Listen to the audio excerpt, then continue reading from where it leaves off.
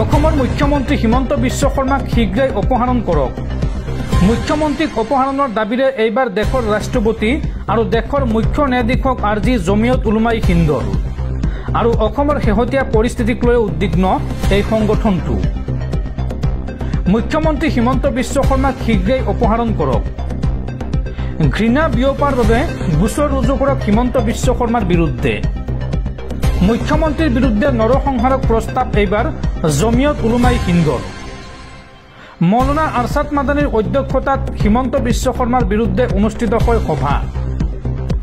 আৰু দেশৰ সকলো প্ৰান্তত থকা জমিয়তৰ কাৰ্যকৰী সমিতিৰ সদস্যসকলে অংশগ্ৰহণ কৰে এই সভাত।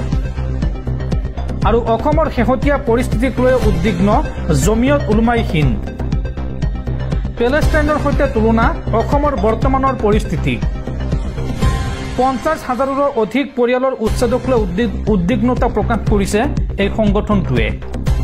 আৰু উচ্ছেদক অমানৱীয় অন্যায়পূৰ্ণ বুলি দাবী জমিয়ত উলমাই হিন্দৰ।